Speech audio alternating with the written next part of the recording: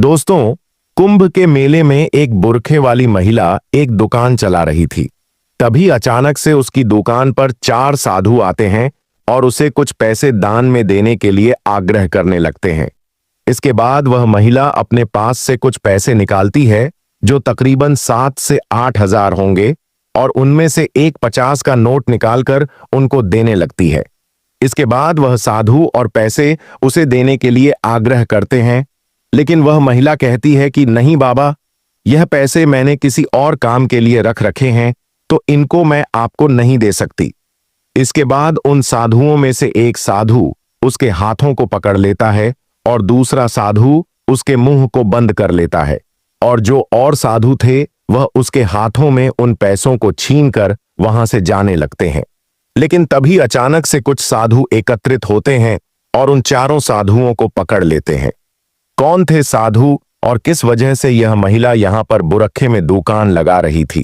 पूरी कहानी की सच्चाई जानने के लिए वीडियो को अंत तक जरूर देखें। बिहार के अंदर 2 पति पत्नी रहा करते हैं। पति का नाम शंकर है और पत्नी का नाम मेनका है। पति पत्नी दोनों एक छोटा सा होटल चलाया करते हैं जहां पर कुछ लोग खाना खाया करते हैं और उसी से उनके घर की रोजी रोटी चला करती है। तभी अचानक से जैसे कुंभ के मेले का टाइम आता है तो उसकी जो पत्नी मेनका होती है वह शंकर से कहने लगती है कि क्यों ना इस बार हम लोग भी कुंभ का मेला देखने के लिए जाएं। अब इस बात को सुनकर जो शंकर होता है पहले तो उसे मना करने लगता, कहता है कि नहीं, कहां जाएंगे, काफी दूर पड़ता है, यहां से तो काफी ज्यादा दूर पड़ेगा। लेकिन पत्नी जिद करने लगती है और पत्नी की जिद को पति मान जाता है। उसके बाद दोनों पति पत्नी फैसला करते हैं कि इस बार कुंभ के मेले में जाकर अपना छोटा सा होटल खोलेंगे, जिस होटल से उनको कमाई भी हो जाएगी, और जैसे ही मेला चलेगा तो उस टाइम पर वह मेले के अंदर घूम भी लेंगे। ये बातें दोनों पति पत्नी के बीच में तय हो जाती हैं और बातें तय होने के बाद पति पत्नी इसकी तैयारी करने लगते हैं। उसके बाद वह वहां से कोई जरूरी सामान लेते हैं और सारे सामान को लेकर सीधे कुंभ के मेले में पहुंच जाते हैं। जहां पर कुंभ के मेले का आयोजन हुआ था वहां पर जाने के बाद वह फॉर्मेलिटी पूरी करते हैं और फॉर्मेलिटी पूरी करने के बाद कुंभ के मेले के अंदर एक छोटा सा भोजनालय अपना तैयार कर लेते हैं, जिसके अंदर रहकर वह कुंभ के मेले में पैसा कमाना चाहते थे और साथ में कुंभ के मेले में घूमना भी चाहते थे। वहां पर आकर उसकी पत्नी मेनका होती है, वह बड़ी खुश होती है और सोचती है कि चलो इस बार तुम्हें कुंभ का मेला देख ही लूंगी, ना जाने जिंदगी में कभी मौका मिलता या नहीं मिलता। यही सोचकर पत्नी काफी ज्यादा उत्सुक थी मेले को देखने के लिए, तो मेले की तैयारी होते हुए इधर उधर देख रही है कि कोई क्या कर रहा है, कोई क्या कर रहा है।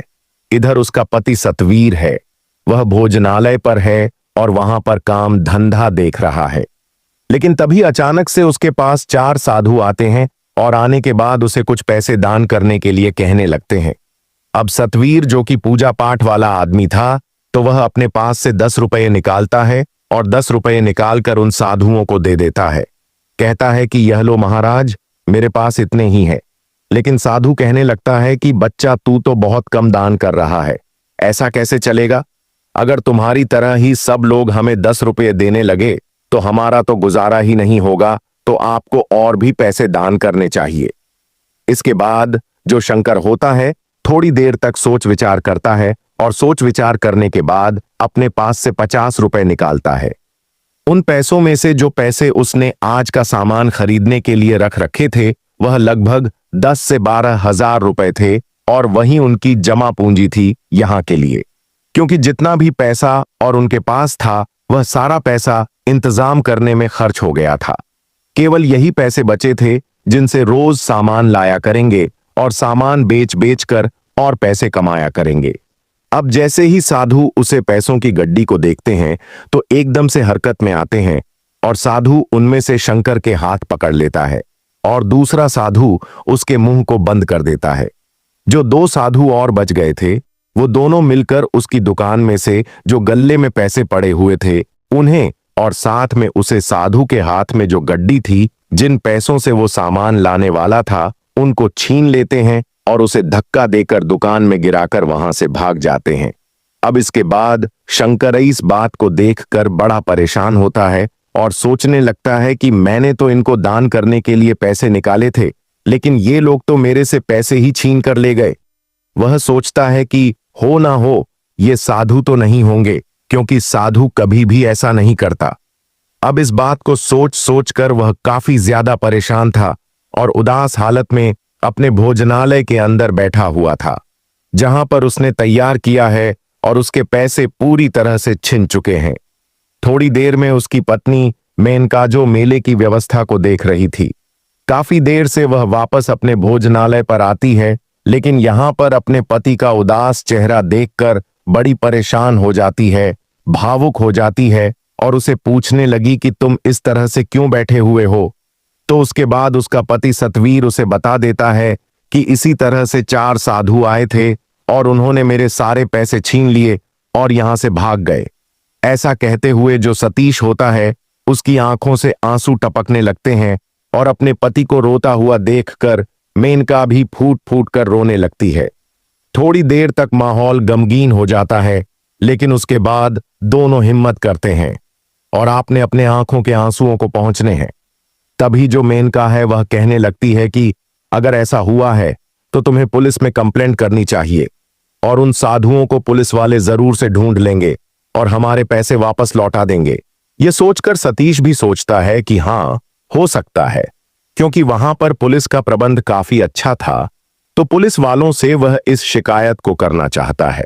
इसके बाद मेनका के कहे अनुसार सतीश और मेनका दोनों वहां पर रोड किनारे खड़ी हुई पुलिस के पास जाते हैं और वहां पर उनसे आग्रह करने लगते हैं कि साहब, इस तरह से 4 साधु मेरी दुकान पर आए थे और वह मेरे सारे पैसे छीन कर ले गए हैं और हमारा रोजगार है, और वह पैसे अगर हमें नहीं मिले तो हमारा रोजगार खराब हो जाएगा। लेकिन जब पुलिस वाले होते हैं वह उनकी एक बात नहीं सुनते हैं और कहते हैं कि इतने पैसे एक साथ रखने की जरूरत क्या थी और तुम लोगों ने उनको पैसे दिखाए क्यों? अब यह बात सुनकर जो सतीश है वह उदास सा हो जाता है और कहने लगता है कि साहब, हम बहुत दूर से आए हैं और यहां पर आकर हमने दांव लगाया है। अगर आपने हमारे पैसे नहीं ढूंढे तो हम लोगों को मजबूरन यहां से वापस जाना पड़ेगा और हमारा बहुत ज्यादा नुकसान हो जाएगा। लेकिन पुलिस वाला उनकी एक बात नहीं सुनता है और कह देता है कि अब इसमें कुछ नहीं हो सकता। यहां पर करोड़ों की संख्या में साधु आए हैं और इनमें से मैं कहां से ढूंढूं उन साधु को जो तुम्हारे पैसे छीन कर ले गए। ऐसा कहते हुए उनसे मना कर देता है और जो सतीश और विमला होते हैं वहां से वापस जाने लगते हैं। लेकिन तभी अचानक से एक लाल बत्ती की कार आती है जिसमें एक बड़े अधिकारी थे, और जैसे ही वो बड़े अधिकारी आते हैं तो फौरन से जितने भी पुलिस वाले ऐसे इधर उधर आलस्य में पड़े हुए थे वो एकदम से टेंशन में हो जाते हैं और आते हैं उनको सल्यूट मारने लगते हैं।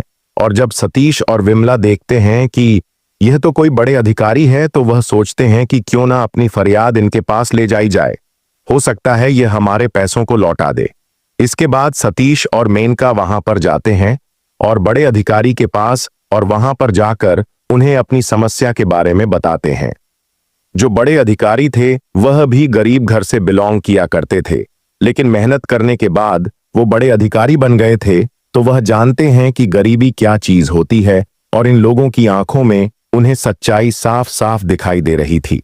इसके बाद जो बड़े अधिकारी होते हैं वो कहते हैं कि आप चिंता मत करो, आपका जितना भी नुकसान हुआ है उसकी भरपाई तो हो जाएगी, लेकिन उन लोगों को हम नहीं ढूंढ सकते क्योंकि यहां पर ढेर सारे साधु हैं और उनमें से हम कैसे ढूंढेंगे। जो बड़ा अधिकारी होता है अपने पास से लगभग 14,000 रुपए निकालता है और निकालकर उन्हें दे देता है।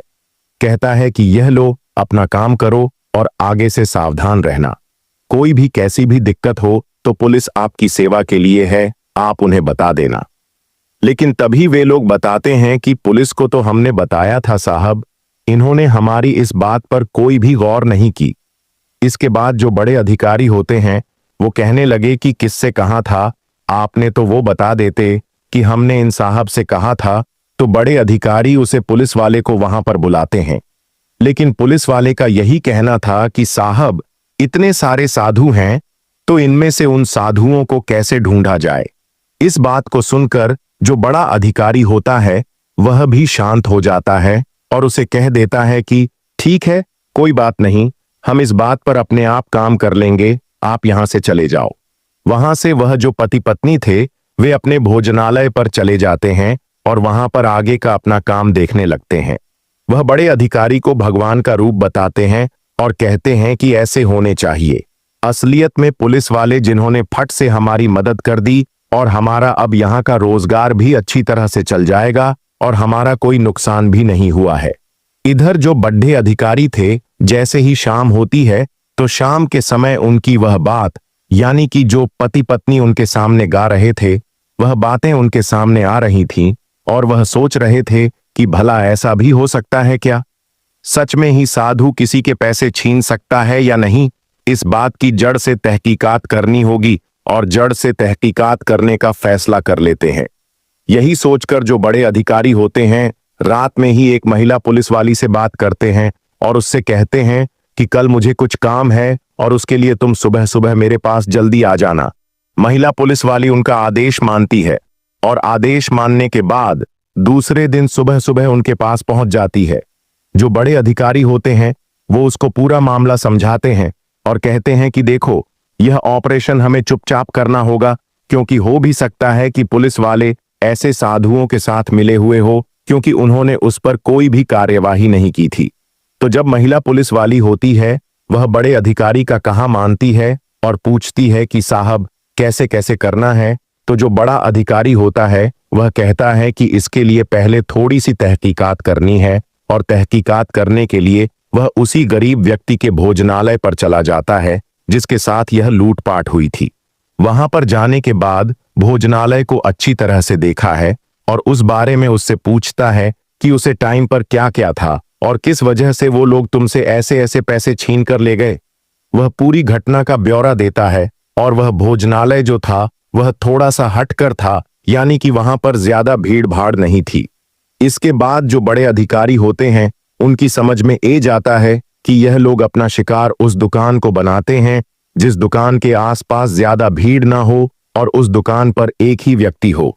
इसके बाद एसपी साहब वहां पर एक ऐसी दुकान देखने लगते हैं जो दुकान एकांत में हो और वहां पर ज्यादा भीड़ भाड़ ना हो। तो उन्हें एक दुकान एकांत में मिल जाती है जो कि एक मुस्लिम व्यक्ति की थी। मुस्लिम व्यक्ति वहां पर कुछ कॉस्मेटिक का सामान बेच रहा था और इस दुकान को जब बड़े अधिकारी देखते हैं तो वह एकदम से इन्हें परफेक्ट लगती है। अब इसके बाद ये दुकान मुस्लिम की थी और वो सोचने लगते हैं कि हो सकता है वो लोग इसकी रेकी पहले ही कर चुके हों, लेकिन उन लोगों ने अभी तक इसे अपना शिकार नहीं बनाया हो। यही सोचकर जो बड़े अधिकारी हैं वो वहां पर अपना जाल बिछाना चाहते हैं और जाकर उसे मुस्लिम व्यक्ति से बात करते हैं। वह कहते हैं कि देखो, आपकी दुकान कुछ देर के लिए हमें चाहिए और यहाँ पर हमारी एक महिला सिपाही रहेगी जो आपकी तरह ही यहाँ पर रहकर सामान बेचेगी। दुकान वाला भी मान जाता है क्योंकि यहाँ पर बहुत बड़े अधिकारी थे और उसकी बातों को मानकर उन्हें दुकान देने के लिए तैयार हो जाता है। अब मुस्लिम व्यक्ति की दुकान होने की वजह से जो बड़े अधिकारी होते हैं वह महिला पुलिस वाली को बुर्का पहना देते हैं और कहते हैं कि अगर कोई पूछे कि तुम यहाँ पर काम क्यों कर रही हो तो कह देना कि पिताजी की तबीयत खराब है और इसी वजह से मैं यहाँ पर काम कर रही हूँ।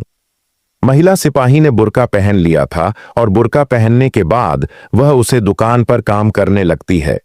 दूसरी ओर जो बड़े अधिकारी थे उन्होंने अपने 10 कमांडोज को साधु के भेष में तैयार कर दिया था और कहा था कि तुम्हें दूर से इस दुकान पर नजर रखनी है ताकि तुम लोग इस दुकान को देख सको, लेकिन तुम किसी और की निगाह में ना आ सको कि तुम लोग इस दुकान पर निगाह रख रहे हो। ऐसा ही वो करते हैं और पूरी तरह से जाल को बिछा दिया जाता है।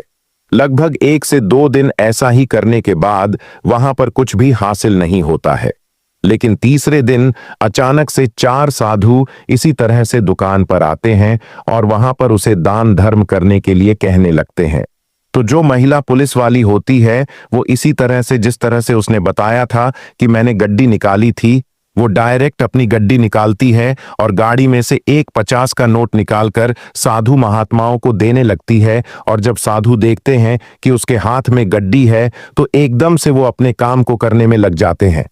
उसे महिला पुलिस वाली के उन्होंने हाथ पीछे की तरफ पकड़े और हाथ पकड़ने के बाद एक ने उसका मुंह दबा लिया और मुंह दबाने के बाद वो सारे पैसे छीनकर वहां से भागने लगे। लेकिन जैसे ही प्रोसीजर होता है तो जो कमांडो साधु के भेष में थे वो चारों तरफ से आकर उसको घेर लेते हैं और बड़े अधिकारी जी को इसकी तलाश कर दी जाती है। थोड़ी देर में बड़े अधिकारी भी वहां पर आ जाते हैं और जैसे ही महिला पुलिस वाली अपने बुरखे को उतारती है तो देखते ही यह साधु पूरी तरह से हैरान हो जाते हैं। इसके बाद जो बड़े पुलिस के अधिकारी होते हैं वो वहां पर उन लोगों से पूछताछ करते हैं और पूछताछ के दौरान वो लोग बताते हैं कि हम साधु नहीं है, हम लोग तो साधु का भेष बनाकर यहाँ पर छोटी मोटी चोरियां लूटपाट किया करते हैं ताकि हमारा गुजारा अच्छी तरह से हो जाए। और हमारे गांव है तो पूछने लगता है कि कितने लोगों का गिरोह है, तो वो बताता है कि हम 30 से 35 लोग हैं और हम इसी तरह से 4-4, 5-5 की टोली बनाकर इधर उधर घूमा करते हैं और घूमने के बाद पैसे कमाया करते हैं। अब जो बड़े अधिकारी होते हैं वो उनको तो पकड़ने के लिए कह देते हैं, लेकिन अपनी पुलिस का रवैया भी देखना चाहते हैं कि पुलिस के सामने अगर कोई ऐसा केस आता है तो वो किस तरह से बिहेव करते हैं। इसके बाद वो पुलिस वाले से कहते हैं कि तुम अच्छी तरह से अपने पुरखे को दोबारा से तैयार करो और तैयार करने के बाद पुलिस वालों के पास जाना और उससे कहना कि इसी तरह से मेरे साथ हो गया है और वो तुम्हारे साथ क्या बिहेव करते हैं। यही सोचकर वह बुरखे वाली महिला को पुलिस वालों के पास भेज देते हैं और जैसे ही महिला जाकर वहां से अपने लिए न्याय की गुहार लगाती है तो पुलिस वाले उसे धमकाकर वापस भेज देते हैं और कहते हैं कि यहां पर करोड़ों की भीड़ में साधु हैं तो हम लोग इसमें क्या कर सकते हैं, तुम यहां से चली जाओ। इसके बाद वे कहने लगे कि साहब मेरे पिताजी बीमार हैं और इसी वजह से मैं दुकान पर काम कर रही हूं, लेकिन अगर आप लोग मेरी मदद नहीं करोगे तो फिर मैं कहां जाऊंगी, मेरे साथ बहुत ही गलत हो गया है। लेकिन पुलिस वाले उसकी एक नहीं सुनते हैं और उसे धमकाकर वहां से भेजने लगते हैं। इसके बाद जो महिला पुलिसकर्मी होती है वह अपने बुरखे को उतारती है और वहां पर बड़े अधिकारी साहब भी आ जाते हैं। वो पुलिस वालों को हिदायत देते हैं और कहते हैं कि तुम लोगों का यह रवैया बिल्कुल भी ठीक नहीं है। यहां पर लोग काफी दूर दूर से आकर कोई रोजगार के लिए आता है तो कोई दर्शन करने के लिए आता है, तो तुम लोगों को यहां पर इसलिए किया गया है ताकि तुम लोगों की मदद कर सको और ऐसा कुछ ना होने दे सको। पुलिस वाले बड़े अधिकारी से माफी मांगते हैं और कहते हैं कि साहब आगे से ऐसा नहीं होगा और हम लोग सच में ही सभी लोगों की मदद किया करेंगे।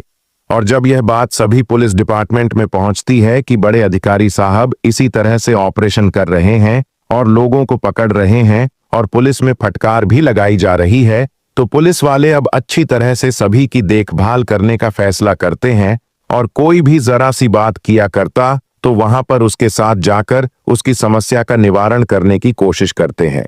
इधर जो बड़े अधिकारी होते हैं उन 4 लुटेरों की मदद से उन सभी लुटेरे को पकड़ लेते हैं जो लुटेरे वहां पर काम कर रहे थे और इसी तरह से इस मेले के अंदर हो रही लूटपाट को कम करने का फैसला करते हैं। इधर यह खबर जैसे ही शंकर और उसकी पत्नी के पास पहुंचती है, किसी तरह से पुलिस वालों ने उनको पकड़ लिया है और पकड़ने के बाद उनके गिरोह को भी पकड़ लिया है। तो उन लोगों को इस बात की बड़ी शांति होती है और वो लोग सोचने लगते हैं कि पुलिस में सभी लोग एक साथ नहीं हुआ करते, कुछ ऐसे अधिकारी भी होते हैं जो हमारे लिए बहुत कुछ करते हैं। तो दोस्तों, यह थी आज की कहानी। आप लोगों को कैसी लगी कमेंट बॉक्स में बता देना।